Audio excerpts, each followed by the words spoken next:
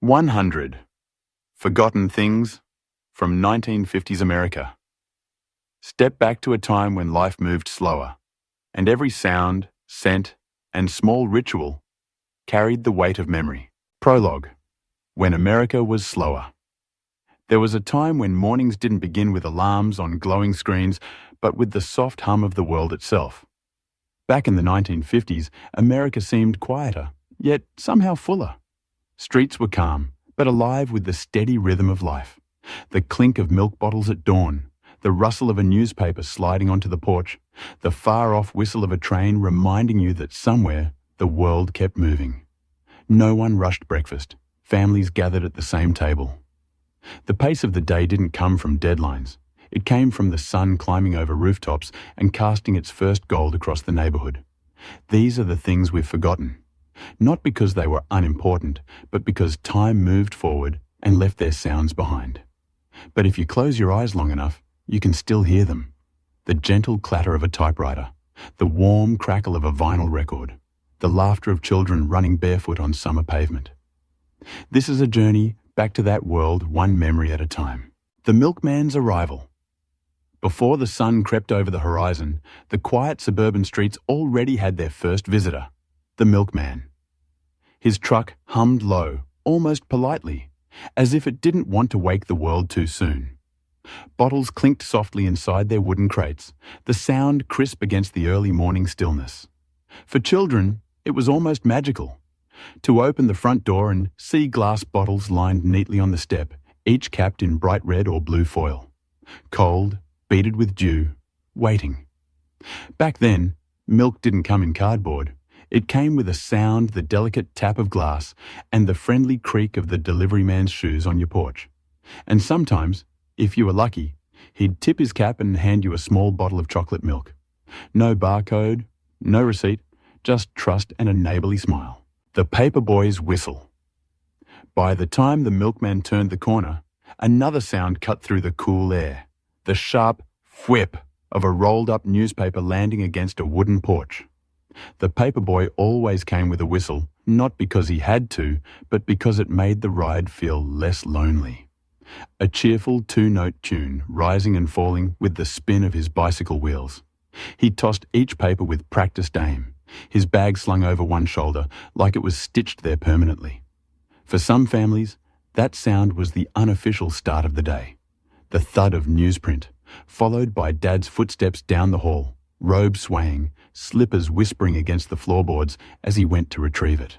The radio that woke the town.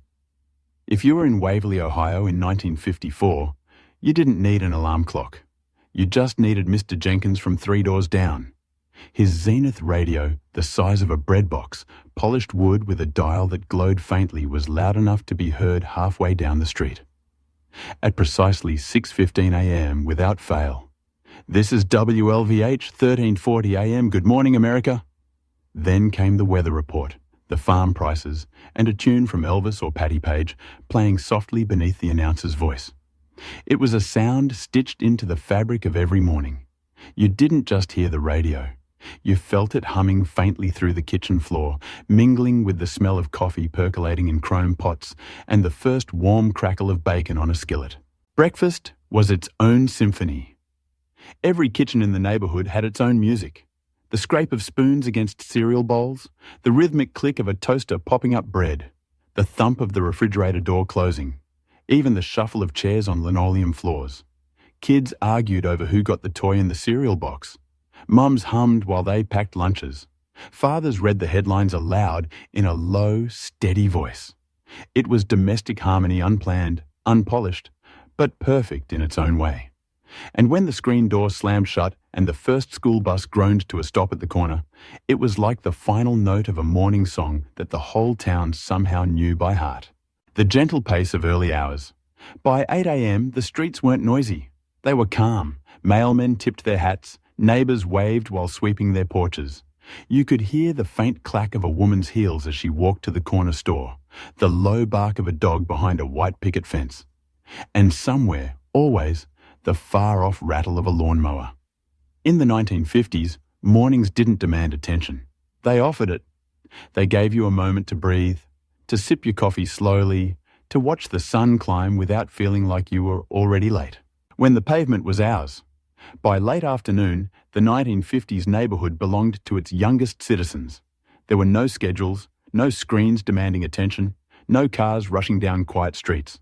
Just open sidewalks, front yards with half-mown grass, and the kind of freedom only a warm summer evening could offer. Barefoot kids sprinted from one porch to another, their laughter carrying over fences and hedges. The sound of running feet slap, slap, slap on sun-warmed pavement was as familiar as the smell of barbecue smoke drifting from someone's backyard. You didn't need an invitation. You simply showed up. 1 minute you were eating a slice of watermelon on your porch, and the next you were in a crowd of 10, arguing over who got first turn in Kick the Can. Kick the Can and evening bells. Kick the Can wasn't a game. It was a ritual. Someone would find an old tin can dented, label half peeled, and place it in the centre of the street. Then the rules were shouted, even though everyone already knew them, and the game began. The first kicker would send the can flying, the sound ringing out like a dinner bell across the block.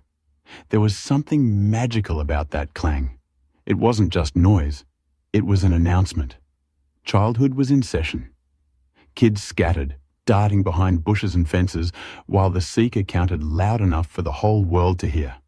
1 Mississippi, 2 Mississippi. And just like that, the neighbourhood turned into a battlefield of giggles, scraped knees, and wild chases under the amber glow of streetlights. Hopscotch and chalk-stained hands. By day, the sidewalks turned into canvases. Every block had its own grid of hopscotch squares, drawn in chalk so bright it looked like candy. "Don't step on the line," someone would shout, as if the cracked concrete carried hidden danger. Children hopped, balanced on one leg, tossed smooth stones to the next number, and giggled until they fell over. At the end of the day, the chalk dust clung to their fingertips like proof a badge of play. And if an evening rain washed it away, no one minded. It simply meant tomorrow would bring a fresh slate. The Firefly Hour. As the sky softened into deep violet and the air cooled, a new kind of magic arrived. Fireflies. At first, there would only be 1 or 2, tiny golden lanterns blinking in the distance. But soon, they filled the yards, the bushes, even the air above the sidewalks. Children ran barefoot through the grass, mason jars in hand, the lids punched with tiny holes by fathers who knew the tradition by heart. Laughter rang out every time a jar lit up with a dozen tiny sparks. For a few minutes, it felt like you were holding a piece of the stars. And when mothers finally called from the porch, kids emptied their jars into the night sky, watching their glowing treasures blink away into the warm dark. The sound of screen doors. There was one sound that always meant it was time to head home, the slam of a screen door. It started with one maybe Mrs. Peterson calling in her boys, then another and another. Each door made the same sound, whap, a quick wooden snap followed by the gentle rattle of its spring. It was like a neighbourhood clock, 1 slam, 2 slams, 3 until finally the street was empty. The games were paused, and the soft hum of crickets filled the quiet. Twilight on the porch. When the games ended, the porches came alive. Families gathered on wooden steps or in creaky rocking chairs. Fathers sipped iced tea. Mothers folded laundry on their laps. Kids leaned against railings, hair damp from a quick bath, pyjamas smelling faintly of soap. Somewhere, a radio played low Dean Martin's voice slipping gently into the night. And above it all, the steady hum of cicadas filled the air, a sound so constant it almost became silence. For a moment, the whole neighbourhood seemed to breathe in unison. No rushing, no worry about tomorrow, just the warm, unhurried rhythm of a day coming to a gentle close. The crackle of vinyl. Before streaming, before CDs, before even cassettes, there was the simple ceremony of a record player. In the 1950s, every living room worth its salt had a turntable, usually tucked in a polished wooden cabinet, its lid heavy enough to squeak just a little when lifted. There was a sound to it, a ritual that couldn't be rushed. You'd slide the record from its paper sleeve, careful not to smudge it with fingerprints. Then, the gentle thump as it met the platter. And then, the needle. It never just played music, it introduced it. The faint crackle, the soft hiss, like a fireplace in the corner of the room. Only then did the music bloom. Sinatra, Nat King Cole, or maybe Patti Page. The room filled not only with song, but with the feeling that you'd been invited into something special. Today's music is sharper, louder, flawless.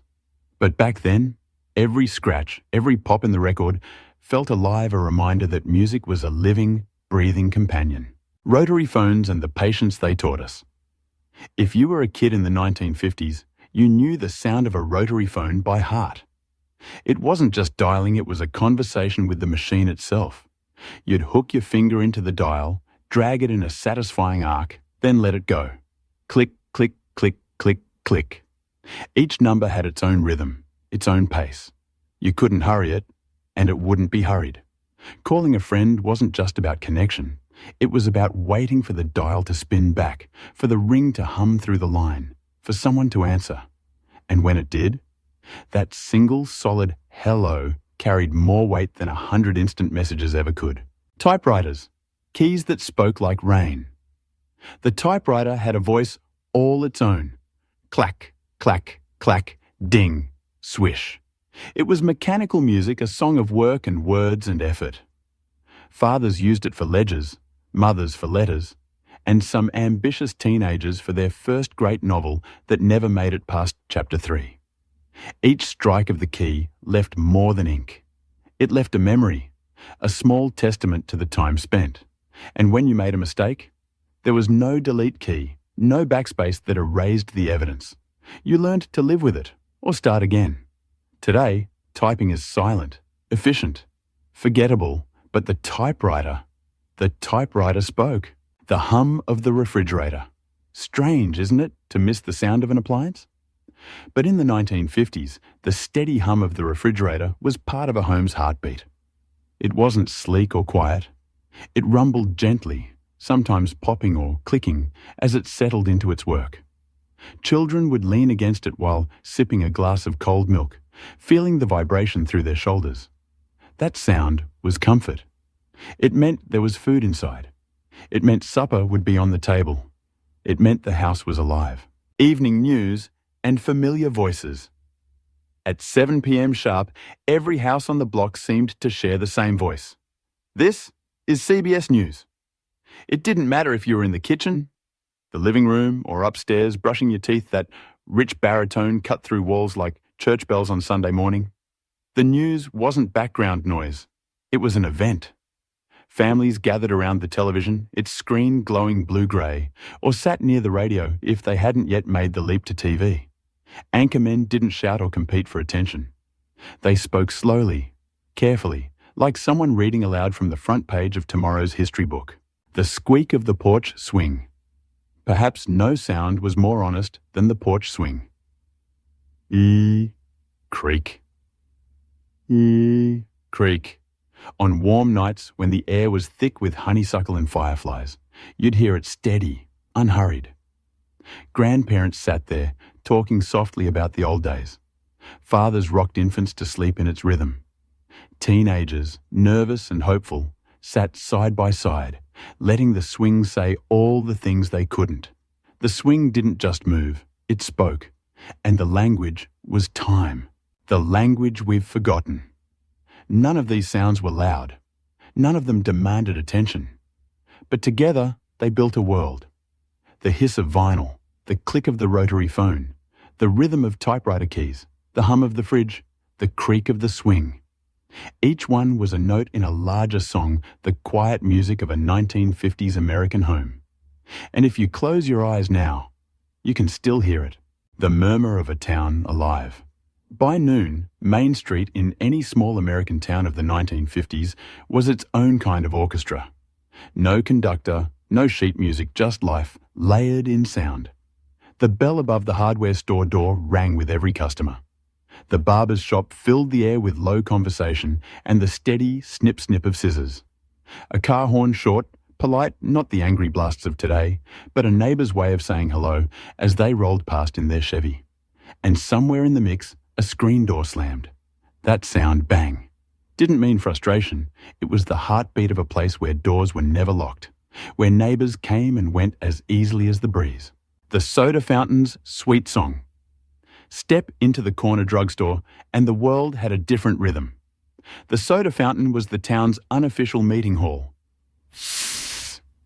The hiss of carbonated syrup meeting cold soda water, the clink of long-handled spoons against tall glass sundaes, and over it all, the hum of conversation teenagers talking about jukebox records, mothers swapping recipes, old men debating baseball scores. Then came the jukebox itself, glowing in the corner like a shrine. Click, whir, and suddenly the room filled with Buddy Holly or the Everly Brothers. No one complained about the volume. You didn't just hear it, you lived in it. And if you were lucky, you'd hear the sweetest sound of all, the laughter of kids splitting one milkshake with 2 straws, certain that nothing in the world could taste better than that moment. The barber's chair confessions. Across the street, the barber shop had its own music. The snip of scissors, the low hum of clippers, the soft thwack of the barber's hand against the chair as he spun it around for a better angle. Men came in for a trim, but they stayed for the talk. Politics, the weather, the best fishing spots, nothing escaped the slow, easy roll of small-town conversation. Even if you weren't in the chair, you sat and listened, the sound of the shop weaving its own kind of community. And every so often, you'd hear the crackle of the radio behind the counter, announcing the score of last night's ball game. Cheers followed. Always cheers. The ding of the cash register, money didn't just move silently in those days. It rang. Ding! The brass cash register popped open like a promise. Coins clinked, bills slid against one another, and a shopkeeper's hands moved with an easy, familiar grace. Sometimes he'd count your change aloud, his voice calm and steady, as if every nickel mattered. And it did. Back then, you could hear the value of $1 in the weight of its sound. Newspapers, bicycles, and voices carrying down the street. On Main Street, the soundtrack never stopped. A paperboy's voice rang out, "Evening Bulletin, headlines right here," followed by the quick slap of newspapers against front steps. Bicycles clattered as kids rode past, their playing cards clipped to the spokes, turning every wheel into a tiny motorcycle. Dogs barked. Screen doors banged again. Somewhere, an old Victrola played a scratchy big band tune from a window left open to the sun. It was 1,000 small noises, none remarkable on their own. But together, they made the town feel alive, like the world was one long, unbroken conversation. The bell at Miller's Diner. And then there was Miller's Diner, the soul of Main Street. The bell over the door rang steady from morning until evening, every ring announcing another familiar face. Inside, the grill sizzled with the sound of burgers and hash browns. Waitresses called out orders in quick, friendly bursts. 2 eggs over easy. Stack of flapjacks on 4. Plates clattered. Coffee poured with that steady, hopeful drip. The old ceiling fan above hummed like a sleepy bumblebee, while booths filled with families, farmers, and travelling salesmen who all shared the same simple joy. A hot meal and a little talk. And then, from the back, came the sweetest punctuation, the cook's laughter, deep and warm, rolling out into the street like sunlight. The quiet that followed. By mid-afternoon, the sounds softened. Shops closed for lunch breaks. The barber rested his scissors. Even the jukebox quieted for a moment. And in that hush, you could hear it. The town breathing. The creak of the flag on its pole outside City Hall. The distant rumble of a freight train rolling past the edge of town. The faint hum of cicadas, steady and unbothered. It was a pause that didn't need to be filled. It was enough just to exist in it. Main Street wasn't just a place, it was a melody. And every step you took down those sidewalks was another note in a song that never really ended, only faded into memory. Twilight on the porch. As the sun dipped low and the sky turned the color of faded denim, porches all across 1950s America came alive. Fathers returned home, ties loosened, the day's dust still clinging to their shoes. Mothers, aprons still tied, stepped outside with a glass of iced tea. The world slowed. You could hear it in the creak of the porch swing, a sound as steady as a heartbeat. Boards groaned softly beneath familiar footsteps. A dog yawned, stretching out at the foot of the steps. From one house to the next, voices rose, gentle, unhurried. Neighbours talking across lawns, their laughter carried by the evening breeze. It wasn't just the end of the day, it was a ritual, a quiet surrender to peace. The symphony of supper. From every open kitchen window came the clatter of supper, a comforting chorus. The clink of serving spoons against glass casserole dishes. The warm thud of a loaf of bread on a cutting board. The faint hum of a refrigerator door closing with a soft seal. And, always, the sound of chairs sliding against linoleum floors as families gathered around the table. The conversations were simple, steady, and familiar. Work, school, neighbourhood news. A child's small triumph shared between bites of meatloaf. A father's quiet chuckle over something only half funny. Then, before anyone touched dessert, a moment of grace. Words murmured over the table, not loud enough for the street, but enough to be heard in memory. The street lamp's gentle buzz. When supper plates were cleared and dishes clinked in soapy water, the street outside changed again. One by one, the street lamps flickered on, their faint buzz rising like the opening note of an old lullaby. Moths circled the glow. The world turned soft around the edges. This was the hour of children, their laughter pealing down the street in games of tag and kick the can. Bare feet slapped against pavement. A ball thudded against a curb. From porches, parents called out with voices that carried love more than command. Be home by the time that lamp's on. And somehow, every child obeyed. The music of summer nights. On the hottest nights, windows stayed open, screens trembling in the warm breeze. From one house, the steady plunk of a piano as a girl practiced scales. From another, the rustle of a newspaper in a father's hands. And in between, the low hum of a radio drifting from living room to living room, Bing Crosby, Perry Como, or maybe a local announcer reading the ball scores. The sound blurred into the summer air, a shared melody across the block. Somewhere in the mix, you'd hear crickets, that steady, endless chirp that made the night feel alive without ever feeling crowded. The quiet. Afterplay. As the last game ended and children scattered home, the streets fell into a softer rhythm. Screen doors opened with a creak and shut with a familiar bang. Porch swings groaned one final time. Somewhere, a dog barked, then settled. And then quiet.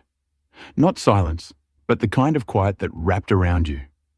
You could hear the distant hum of a passing car, the whisper of leaves in the breeze, and maybe, if you listened close enough, the gentle scrape of a rocking chair moving back and forth. This was a quiet that asked for nothing. It didn't rush you. It didn't demand you fill it. It simply let you sit and breathe and be. The night's final note. Before bed, the last sounds of the day drifted through the dark. The soft rattle of Venetian blinds in the wind. The gentle click of a light switch. The faint, comforting tick-tock of a mantel clock, steady as time itself. And then, just before sleep claimed the town, came the screen door's final sigh as it closed for the night. A small sound, almost too quiet to notice, but in the 1950s, it was as much a part of the world as the dawn that would follow. In that stillness, time itself seemed to pause. Not because the world was empty, but because it was full of everything simple, steady, and good. And those who lived it carried that quiet with them forever, even as the world grew louder. The first light Saturday mornings in 1950s America began with a gentler kind of sunlight. It came not through alarms or glowing screens, but through curtains, soft and gold. A rooster might crow from a distant farm. Somewhere down the block, a screen door opened with a creak, the first sign that the town was waking. The air carried the smell of fresh bread from the bakery, still warm from the ovens, and the faint sweetness of grass, heavy with dew.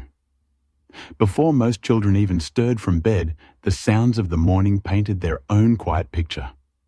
The sweep of a broom across a porch, a coffee pot bubbling on the stove, a newspaper landing with a dull thump on the front step. For many, Saturday was not a day to rush. It was a day to linger. Main Street comes alive. By 9 o'clock, Main Street was a small orchestra. Storefronts opened one by one, the bells above their doors chiming as customers came and went. The barber shop was already busy, the steady snip-snip of scissors mixing with friendly chatter. Men sat in leather chairs, swapping stories about baseball scores and the latest town gossip. From across the street, the smell of fried eggs and sizzling bacon drifted out of the diner, along with the clatter of plates and the hiss of coffee poured into thick ceramic mugs. Outside, the postman made his rounds, the familiar squeak of his leather bag strap marking his steady pace. He tipped his cap to shopkeepers and whistled a tune that seemed to follow him down the block. The farmer's market. At the edge of town, the farmer's market opened under a canvas of striped tents. There, the world came alive with sounds that felt as old as America itself. The shuffle of baskets being filled with apples and corn. The snap of green beans into paper bags. The low murmur of neighbours haggling over the price of fresh eggs. And the occasional cluck of a hen brought in by a farmer who still believed in trading as much as selling. Children darted between stalls, their shoes slapping against the wooden boards, while old men leaned against fence posts, swapping stories about a summer that had been hotter than the last. This was not just shopping. It was the heartbeat of the town, a place where voices mingled, hands shook, and news travelled faster than any newspaper. The barber's chair and the corner cafe. If the farmer's market was the town's pulse, then the barber's chair and the corner cafe were its steady breath. The barber's shop smelled of talcum powder and aftershave. You could hear the click of the straight razor against the leather strop, the soft hum of the clippers, and the easy laughter that filled the air.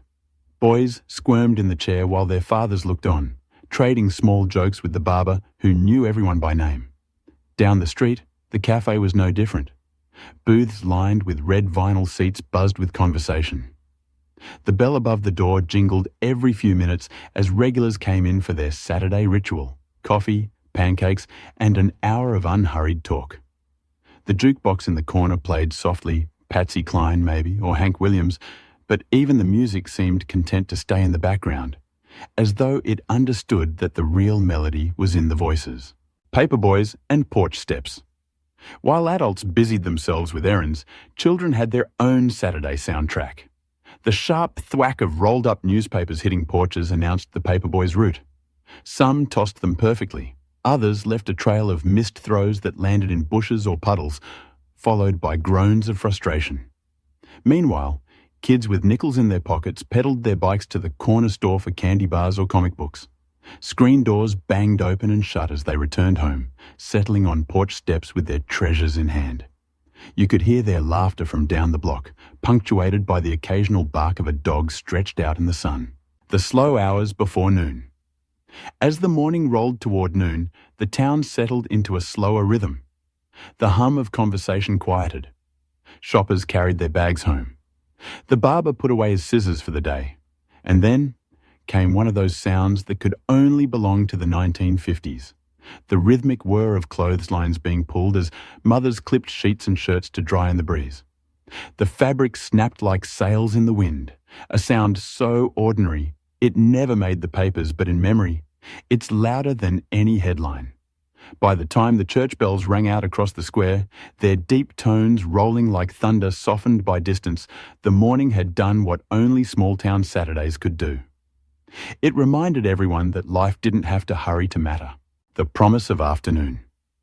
As the sun climbed higher and the market tents came down, porches filled again.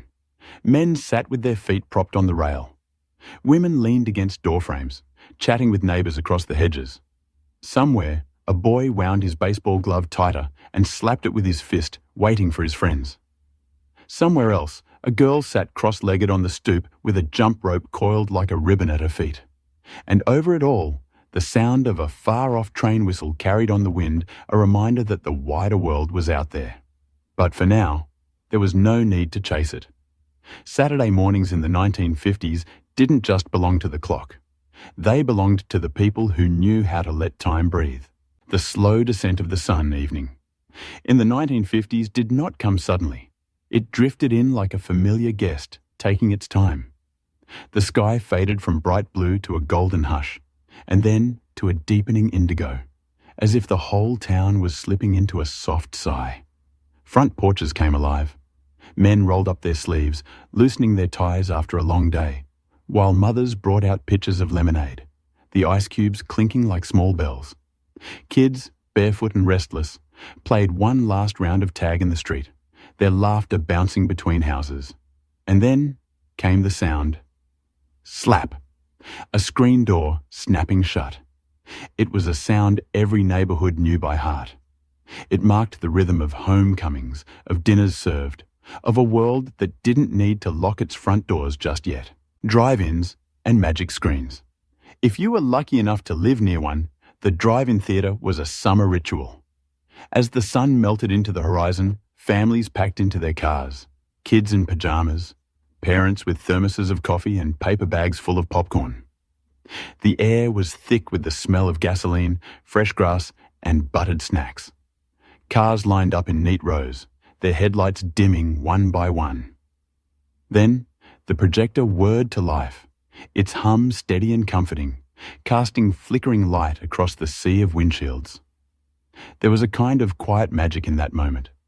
1,000 people watching the same story, their faces lit by the same silver glow.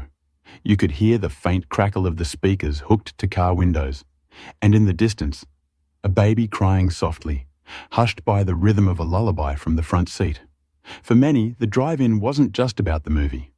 It was about the memory, the way the stars seemed brighter when Cary Grant was on the screen, or how the night air felt warmer when your father reached into the back seat with an extra handful of popcorn. Screen doors and supper bells. Not everyone spent their summer evenings at the movies. For some, the music of the night was closer to home. From one end of town to the other, you could hear it. Screen doors slamming gently, the ring of supper bells calling kids in from the yard, the clatter of cutlery as plates hit the table. Inside those kitchens, the sounds formed a harmony of their own. The soft hiss of mashed potatoes meeting butter, the scrape of a chair against wooden floors, a father's low laugh at a story told between bites. This was the soundtrack of ordinary happiness, the kind that didn't demand attention but settled deep into memory all the same. The lull of the front porch after supper, porches became living rooms under the open sky. Grandfathers in rocking chairs tapped their pipes against the railing. Neighbours stopped by unannounced, leaning on fence posts to swap a story or two. The air carried the chirp of crickets and the hum of cicadas, sounds so steady they seemed stitched into the very fabric of the season. Now and then, a screen door would whack shut, and somewhere down the block, a radio drifted through the air, its melody faint but warm. Moonlight Serenade. Glenn Miller still playing for anyone willing to listen. And if you closed your eyes, you could almost hear the soft rhythm of the whole town breathing together like one shared, unhurried heartbeat. The train in the distance. Every small town in the 1950s had its own soundtrack, but one sound seemed to bind them all, the distant whistle of a train. It didn't matter if you lived near the tracks or miles away. When the world was quiet enough, when the porch lights had clicked on and the sky was deep as ink, the whistle carried through the dark, low and mournful, then fading until it was only memory. For some, it was a reminder of faraway places. For others, it was comfort proof that the world beyond their small town was still moving, even if they didn't need to. That sound became part of bedtime itself, a final note in the day's symphony. Children fell asleep to it, parents exhaled to it, and in its echo, the night began. The last game of catch. Even as darkness crept in, not every child obeyed the supper bell right away. Out on the sidewalks, 2 boys might still be tossing a baseball back and forth, their gloves popping with each catch. The world around them blurred into shadow, but they played on until the ball became almost invisible. "One more throw," they'd call, but there was always another. And above it all, porch lights flickered on, one by one, like tiny stars drawn down to earth. The quiet that belonged only to then nights in the 1950s didn't need to be filled. They didn't need screens to glow or cars to roar down highways. They simply were.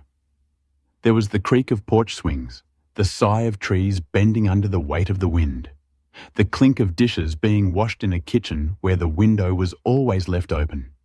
These sounds didn't compete for your attention. They didn't vanish under the noise of 21st century living.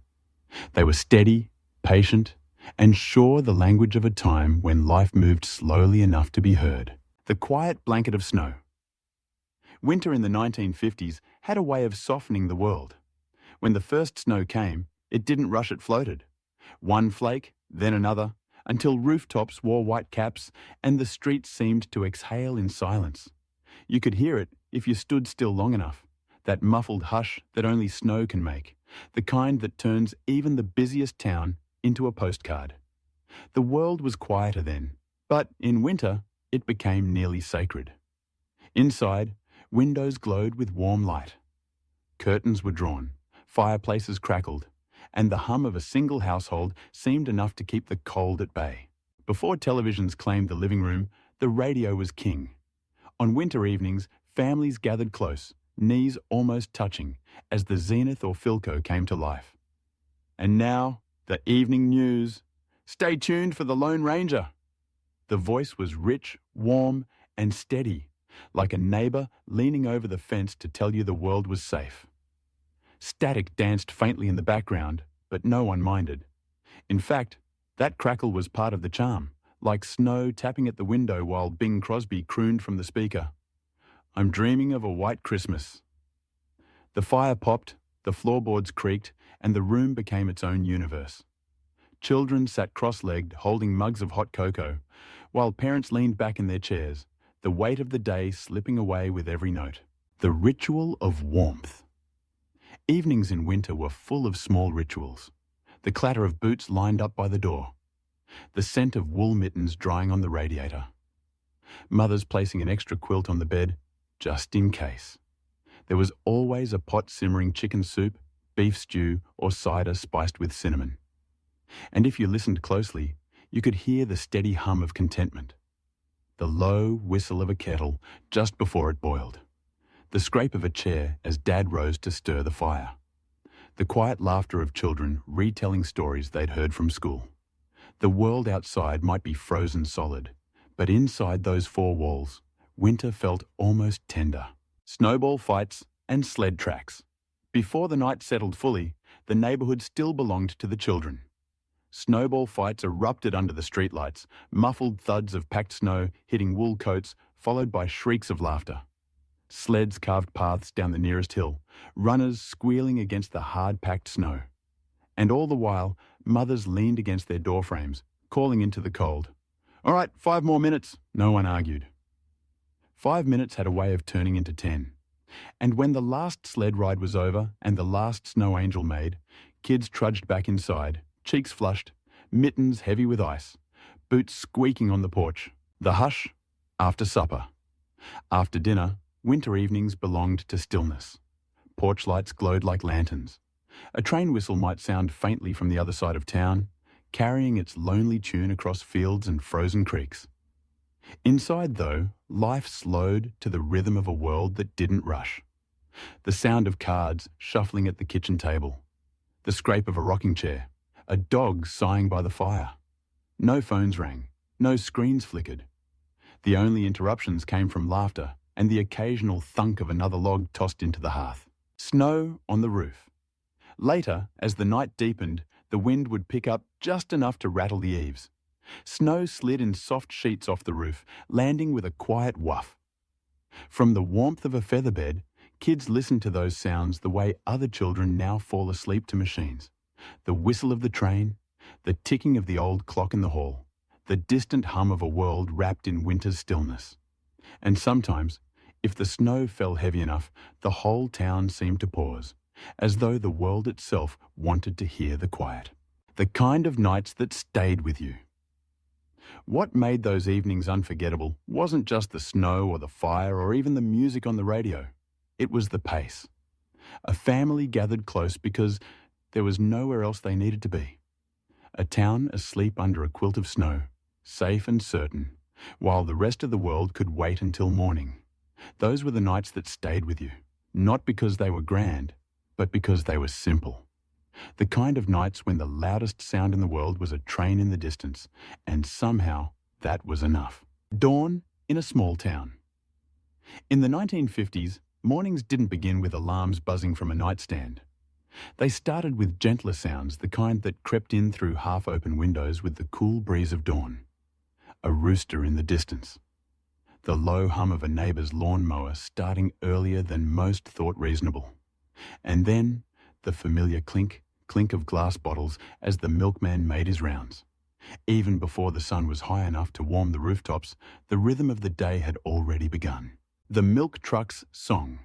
If you grew up in those years, you remember it. The milk truck's engine wasn't loud, but steady, almost comforting.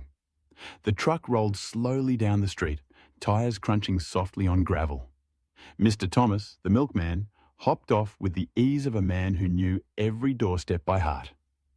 The bottles in his metal carrier chimed against each other, clink, clink, clink, as he traded yesterday's empties for fresh milk capped in red or blue. Sometimes he'd leave a note tucked under the bottles. "Mrs. Allen Butter's in short supply this week. I'll save you a pound."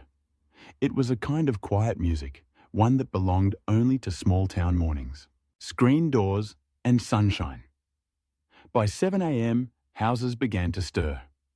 You'd hear the soft creak of screen doors as mothers stepped out to shake crumbs off tablecloths or call for their children.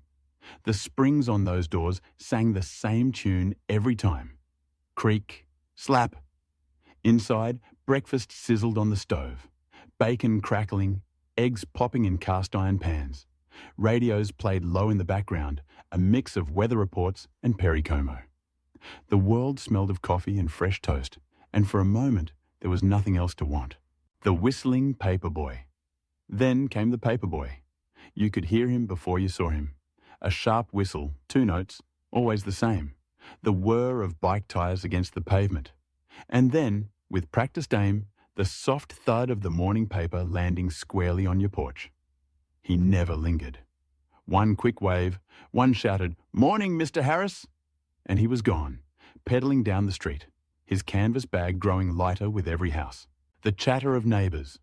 By mid-morning, the sidewalks came alive. Mr. Jenkins from across the street watered his front lawn, his garden hose hissing in the quiet. 2 houses down, Mrs. Palmer leaned over her porch rail to chat with Mrs. Clark about the price of eggs. You could hear their laughter drifting down the block, carried on the breeze. And somewhere in between, a dog barked twice because in a 1950s neighbourhood, every dog seemed to know when the mailman was coming. These weren't loud sounds, but they were woven into the fabric of the day. They made the morning feel less like a moment and more like a ritual. The school bell in the distance. Even during summer, the school bell rang once a week for the groundskeeper or church meetings. Its sound was faint, carried from the edge of town. Ding, ding, ding. It didn't call anyone in, but it reminded everyone it was there. A promise that September would come soon enough, and the quiet streets would once again fill with children carrying lunch pails and books bound with string. The world before rush. Perhaps the most striking thing about those mornings was their pace. No traffic roaring down the streets, no screens blaring headlines, no impatient horns or hurried footsteps, just the soft layering of simple sounds, milk bottles, screen doors, bicycle bells, distant bells, and the steady murmur of neighbours greeting each other like family. Even the breeze seemed to move slower then, carrying with it the scent of lilacs and laundry left to dry on backyard lines. Why it lingers. When people look back on those mornings, it's never just the sights they miss. It's the sounds, the way they stitched the day together, the way they told you without a word that the world was turning exactly as it should. And maybe, if you listen closely enough, you can still hear it. The whistle of the paperboy, the clink of milk bottles, the sigh of a screen door swinging shut. Not gone, just quieter, waiting in the corners of memory. When evening settled softly. In the 1950s, nighttime arrived slowly. There were no glaring neon signs bleeding through bedroom curtains, no endless hum of highways in the distance. Instead, dusk unfolded like an old quilt, soft, familiar, and warm. Streetlights flickered to life one by one, their glow pooling gently on quiet sidewalks. And on almost every front porch, a single bulb burned low, casting a circle of light that felt less like electricity and more like a beacon of welcome. It was the sound of this stillness that stayed with you. The lullaby of crickets. If you stepped outside on a summer night, you'd hear at first the steady chorus of crickets, singing their unhurried song in the grass. Sometimes a bullfrog would join in from the pond behind Miller's farm. Somewhere down the block, a screen door would slap shut as a father stepped out to smoke his last cigarette of the day. No one was in a hurry. No one drowned these sounds out with headphones or TV noise. You didn't need anything else. The evening played its own quiet music. Front porches and gentle voices, neighbours, sat on porches long after the sun had gone, rocking slowly in wooden chairs, trading stories over the creak of floorboards. Did you hear about the Jenkins boy getting into college? Well, I'll be. His daddy must be proud. The voices carried softly across the street, mixing with the hum of cicadas and the rustle of elm trees swaying in the breeze. Even laughter felt different then, less sharp, more like a warm thread woven into the air. The hollow knock of a screen door. Every so often, another sound marked the rhythm of night. The hollow knock of a screen door closing.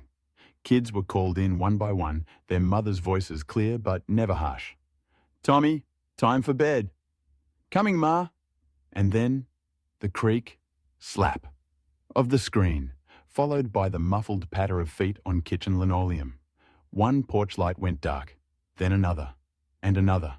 The midnight train. In many towns, far beyond the houses and fields, there was a single distant sound that felt like the world itself exhaling. The midnight train. Its low, rolling whistle cut through the dark like a memory too heavy to forget. You didn't see it. You didn't need to. It was enough just to hear it. For children lying in their beds, that sound was almost a promise that the world beyond their small town was out there, vast and moving, even while they slept safe beneath patchwork quilts. The final light. By 10 p.m., only a few porch lights remained. Mr. Harris, the retired postman, always left his burning longest. Maybe it was habit. Maybe kindness, a signal that even if the street was dark, someone was still awake if you needed them. And then, at last, the soft click as his light went out. The neighbourhood was wrapped in darkness and silence, broken only by nature's quiet choir. What we lost. When it faded. Those nights are gone now. The crickets are still there, but they compete with the drone of air conditioners and passing cars. The screen doors have been replaced by sliding glass and digital locks. The trains still run, but their whistles are swallowed by the noise of everything else. And the porch lights, the ones that once burned like guardians of the night, are fewer, replaced by motion sensors and security cameras. But if you ever find yourself in a small town, late enough and still enough, you might catch it. A single light burning on a porch. A creak of wood. A faraway train. A fragment of a slower America, glowing like an ember in the dark. Long before the screens and notifications, before cities glowed brighter than the stars, America slept in quiet. Each night folded itself around towns like a soft blanket, one porch light at a time. You could walk down a street in 1955 and hear every detail. The last knock of a screen door, the hum of cicadas in the grass, a dog sighing at the end of a long day.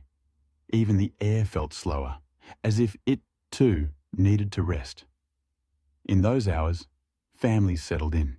Radios clicked off, their warm static fading into silence.